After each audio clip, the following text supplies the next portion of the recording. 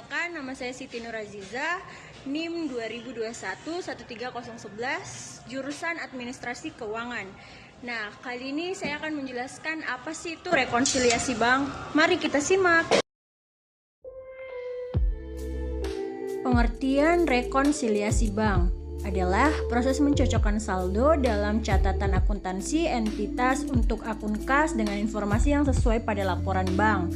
Dalam proses rekonsiliasi bank akan memperlihatkan seluruh transaksi yang telah Anda lakukan selama periode yang telah ditentukan. Mengapa rekonsiliasi bank diperlukan? Rekonsiliasi bank sangat diperlukan bagi perusahaan karena untuk mengetahui informasi penting seperti pertama, perusahaan dapat mengetahui jumlah selisih dari saldo kas pada laporan bank yang berbeda dengan pembukuan perusahaan.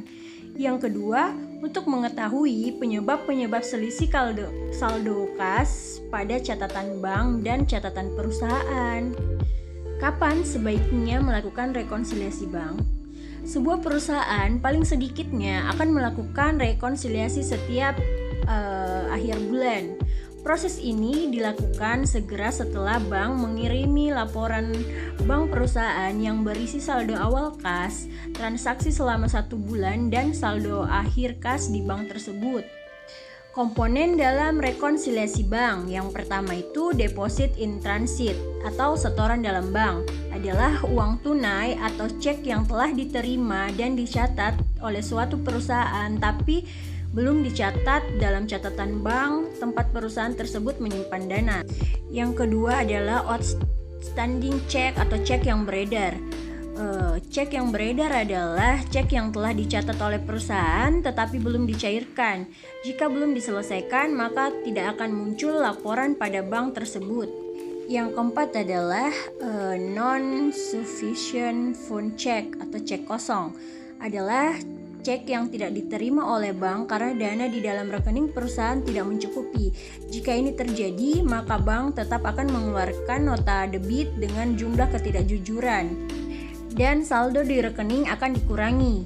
Untuk mengeluarkan cek ini, perusahaan akan dikenakan biaya pemrosesannya. Prosedur dalam melakukan rekonsiliasi. Yang pertama, melakukan perbandingan antara saldo kas di buku besar pada perusahaan dan rekening koran dari bank. Yang kedua, catat transaksi yang telah dilakukan oleh bank. Yang ketiga, lakukan penelusuran terhadap transaksi yang masih diproses. Yang keempat, buat lembar kerja rekonsiliasi dan hitung selisihnya. Yang kelima, lakukan penelusuran dan pengecekan ulang.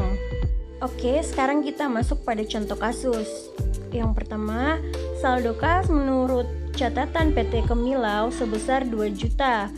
Catatan saldo menurut rekening koran Bank ABC sebesar 1.880. Cek yang masih beredar sampai 30 Desember 2019 yaitu 1. Nomor 0612 sebesar 50.000, nomor 0712 sebesar 100.000, nomor 0912 sebesar 300.000. Yang keempat, setoran sebesar 600.000 belum ada pada rekening koran Bank BCA.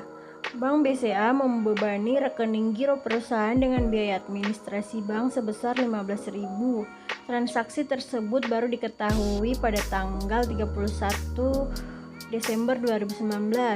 Cek yang ditarik untuk PT Sukses Kemilau sebesar 1.550.000 salah catat di bagian pembukuan perusahaan sebesar 1.505.000.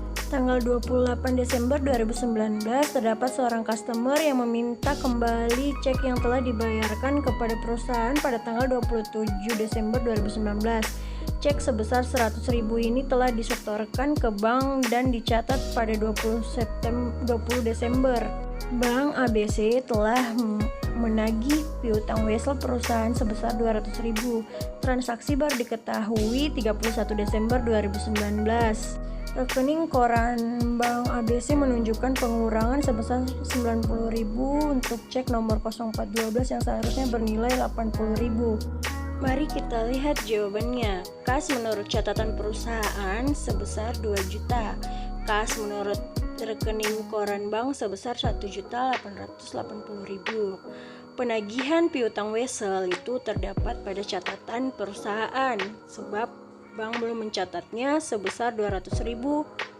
Yang kedua, jumlah penambahan sebesar 200.000.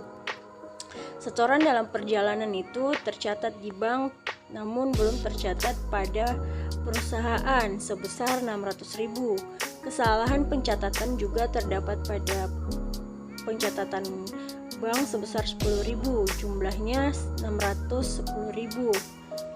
Nah, biaya administrasi bank tercatat pada catatan perusahaan sebesar 15.000.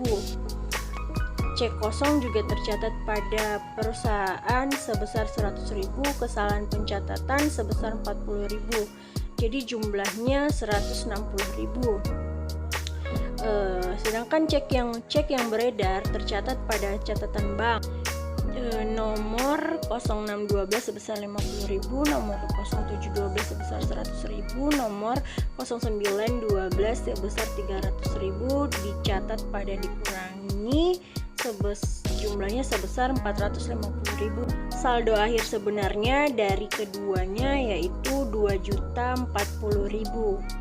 Sekian penjelasan saya, kurang lebihnya mohon dimaafkan. Wabillahi taufiq wal hidayah. Wassalamualaikum warahmatullahi wabarakatuh. Terima kasih.